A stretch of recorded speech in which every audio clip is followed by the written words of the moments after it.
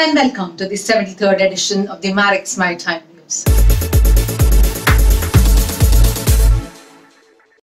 The crew change crisis is worsening once again, with thousands more workers at sea working beyond their contracted times. Normally at sea for around 6 months at a time, many seafarers have been forced to spend 16 or more months at sea during COVID. Countries have closed their borders, flights stopped, and extremely taxing rules put in place for any travel. This has placed an extraordinary strain on the mental welfare of seafarers. It has also put the safety of ships at risk. At its peak in the middle of last year, there were more than 400,000 crew who were working beyond their contract times, a figure that had gradually been cut in half but has over the past 2 months started to rise rapidly again. The situation is going from bad to worse. We need more than lip service from governments. We need concrete action that allows crew changes to be carried out in a safe manner, commented Stephen Cotton, General Secretary, International Transport Workers Federation. Meanwhile, costs are rising in the crewing sector and crew shortages are beginning to be seen as travel restrictions and vaccination delays, along with the slower pace of competency examinations, impact the availability of trained seafarers. These are the headlines on Monday, 5th July 2021. Shipment promotes coastal trading. Launches corridor voyage from Cochin to Kerala port. MSME traders impacted the most due to the global shipping crisis. FIEO calls for indigenous shipping line to tackle container issues. MAERSK encourages a just-in-case supply chain.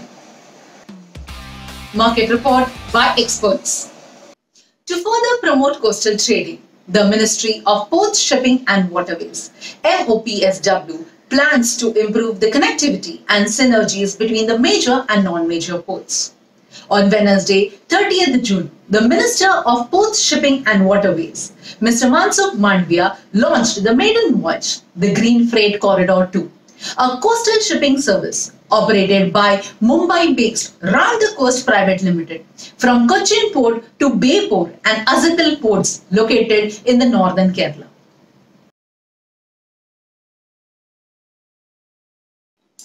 The skyrocketing shipping costs have increased the burden on the MSMEs in India, who are already struggling with cash flow issues and a slow demand. The unavailability of the containers and the increased transit time on the sea may limit an exporter's ability to enter new markets, limiting its ability to grow, increase profits and reinvest in the business.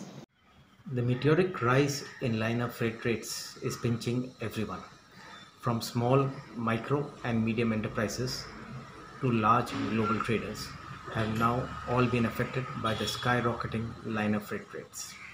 The container ship owners do not call it a crisis. They are riding on the crest of the shipping wave and would like to continue surfing in this manner. According to them, they have suffered for too long, or to be precise, from 2008 onwards when the crash took place. The present increase in the container freight rates for mainliner operators or MLOs, and that also during a time of pandemic, is unheard of. The container ship owners are happiest of the lot, and riding the wave are the liner operators. Then who is the sufferer? The sufferer are the producers of goods and consumers of goods. While the rise in freight rates has hit everyone across all lines, the biggest sufferers are the small-timers, new entrants, medium and micro enterprises. All such affected people come under MSME, which is an abbreviation for micro, small and medium enterprises as defined under various enactments. Participation by micro, small and medium enterprises formed a limited but good portion of the global trade, who could make some margins despite facing stiff competition from bigger players. It was good in many ways and a bloodbath for some. The trade found newer and newer avenues in cutting corners and reducing prices for the customer. The ultimate shaving off was with the freight levels. With the rise in the size of container ships from 8,000 TEUs to the present 24,000 TEUs, this resulted in the slot freight getting cheaper and cheaper. Now let us see what happened to the actual production and utilization of containers that were carried on container ships. The price of a container, which used to be about $2,300 per 20-foot box began to come under pressure. The price began to drop and even came down to $1,300 for a 20-foot box. The purchase of boxes increased rapidly, and it came to a stage where every small operator was buying his own containers and becoming an NVOCC, or non-vessel operating common carrier. A micro NVOCC would start a service with 150 boxes, and a small NVOCC would have anything up to 800 boxes, while a medium-sized NVOCC would have an inventory of about 2000 boxes. Most NVOCCs would serve the small traders, manufacturers, consumers, and mainly on short routes: India to Southeast Asia, or South Asia, or West Asia, Gulf regions. And then the liner freight rates and slot rates began to rise from mid-2020. The first tax went on the small stakeholders. It was hard for the smaller trading houses to bear the increased burden, as they had become used to rock-bottom freight rates. This time the liner services also did not help. They went for routes that offered higher freight levels. If delays and congestions took place at ports, they just bypassed those ports, and the crisis for small stakeholders continues unabated. So containers are not available, the space on ships is not available. Ports like Chittagong, Colombo, Singapore are facing a congestion of sorts. The only ones smiling are the liner service operators and ship owners. It will take some time for the rise to get capped, but then not this year.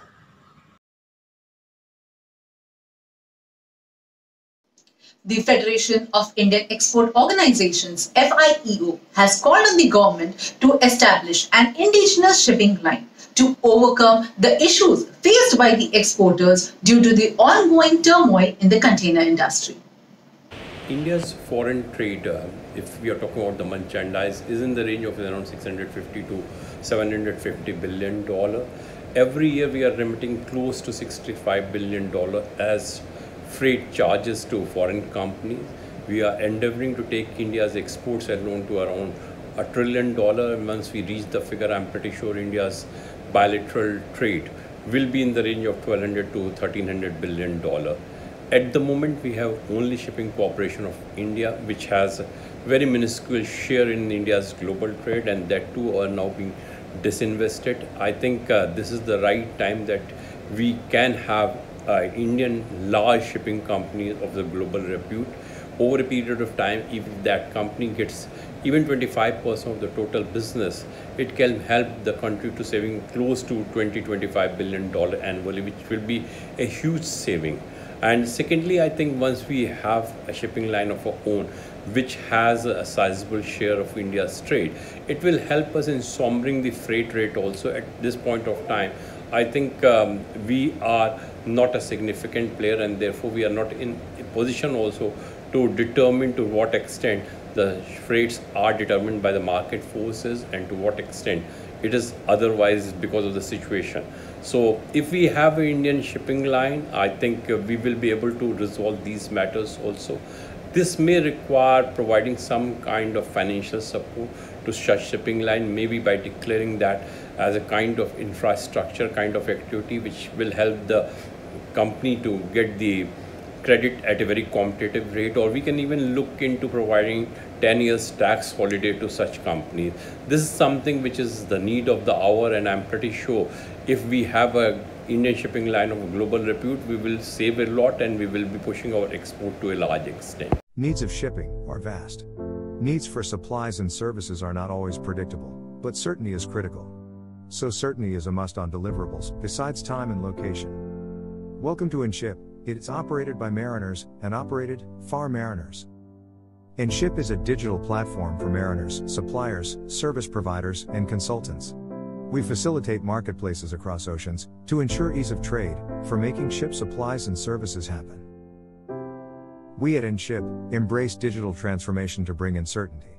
InShip is a platform with port-specific suppliers and service providers.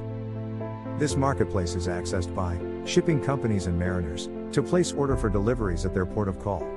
If you are a mariner, then InShip is your go-to contact for your supplies and services needs. Our goal is making your trade happening promptly, anywhere. For suppliers, we create sea of opportunities. We help suppliers improve sales with global visibility and access buyers with swift response to RFPs and online procurement. We promote Mariners, the next-gen transformation, and accelerate the delivery process. We provide digital platform, a marketplace of all shipping needs, streamline suppliers, enhance access to service providers and bring in ease of trade. InShip vision is to drive invention, to enhance seamless procurement with high-tech platform, and enable smart trade, while creating a trustable marketplace. InShip gives access to vendors and service providers, a platform to onboard a broad range of shipping needs. Mariners can come with confidence to access the listed offerings. With more and more vendors getting listed, and more mariners actively making procurements, InShip as a marketplace unleashes endless possibilities of digitalizing the shipping needs. With future needs of shipping industry as our focus, InShip is building artificial intelligence-driven platform to proactively predict the shipping needs. InShip keeps actively onboarding more vendors across ports, deploy AI and ML solutions to advise on spend patterns, and creating thought leadership to enable sea trade with intelligence. We bridge the needs of mariners with qualified vendors and consultants in making our vision a reality, in being a smarter procurement enabler. With InShip, we look forward to work together in creating digital platform and partner in mutual growth with next-gen intelligence. Please get in touch with us. A sea of opportunity awaits mutually. Log on now to inship.com.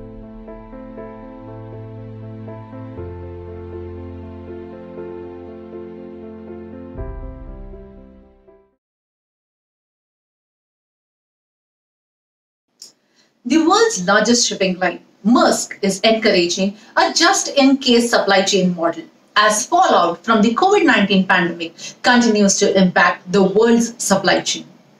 The comments were made during the Council of Supply Chain Management Professionals (CSCMP's) annual State of Logistics Report presentations, with the supply chain executives on the major forces shaping the logistics in the pandemic and post-pandemic world. 20 years back, I had a chance to discuss with a large engine manufacturer with two main plants in Japan and Germany. During the discussions, they shared that they maintained an inventory of 1 month each between their plants for manufacturing. Hence, even when just-in-time was at peak and shipping rates were moderate, manufacturers were maintaining inventory. Just-in-time is a strategy of manufacturers where, in partnership with their dedicated suppliers, they maintain very robust supply chains with least or nil inventory. I don't think ocean freights have got any role to play in this. It is like manufacturers telling shipping lines how to run their business. Like India is promoting Atmanirbhar Bharat, reverse globalization and protectionism is on rise. The manufacturers are also working, the manufacturers and retailers as well are working on close sourcing and near manufacturing and creating industrial manufacturing hubs and clusters for the same. Hence, there will be a competition in future for near sourcing instead of outsourcing from long distances. The current pandemic and high freight rate will only accelerate this trend and add to it. I am sure that carriers know that the manufacturers and large distributors and retail chains do not depend on carriers' advice on how they should conduct their business, but I am sure that this advice is a tactical move to avoid the core question of shortage of containers, of shortage of space, slow steaming, high freight rates, long booking times, and many other problems we are facing in shipping sector just now. So such discussion actually is a tactical move, a diversionary tactic to deflect the main issue or main topic. Now, our weekly shipping market report, direct from the experts. The World Health Organization has belatedly fallen for political correctness as it seeks to remove geographic association from the COVID-19 pandemic. The former US President Donald Trump has never been a fan of political correctness and did not mince his words in labeling the disease the China virus or Kung flu. US President Joe Biden has given his security services 90 days to find out whether or not the virus might have originated in a Wuhan laboratory, which up until now has been viewed merely as a conspiracy theory. We should hope that the security services can eliminate this possibility, as the world ex-China would be compelled to instigate sanctions, the likes of which will derail the global economy. Enough of alpha, betas, gammas, and now the delta variants. The Cape-size bulk carrier segment has flopped from its 5th May peak of 44,800 to a current low of 20,930 on Friday, down 53% in a month.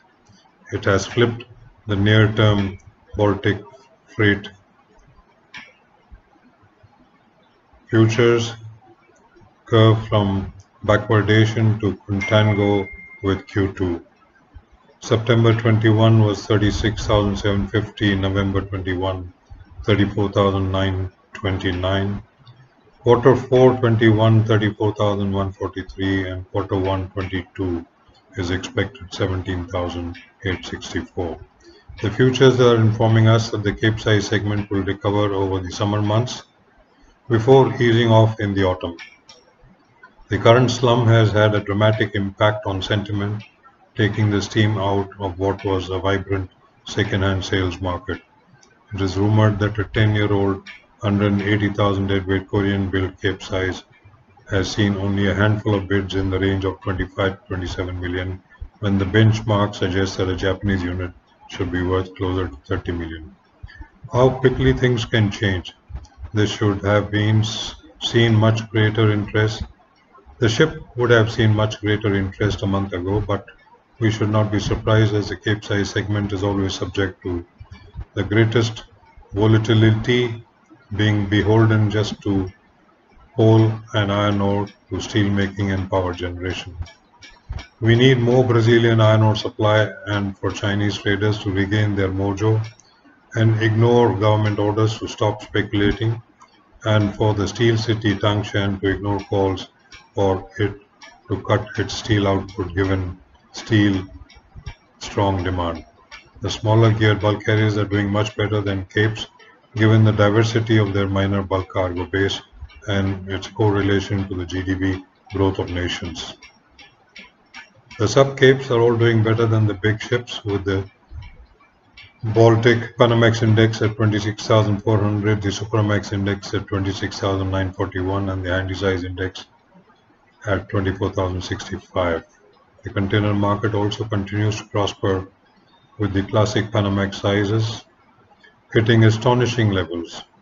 The S. Santiago 5060 TEU built 2006 is said to have been taken for 80 days trading at over $100,000 a day, while the Strimonikos A 4360 TEU built 2009 is reported to have fixed a much longer 5-year time charter to CMA CGM at $34,000 a day.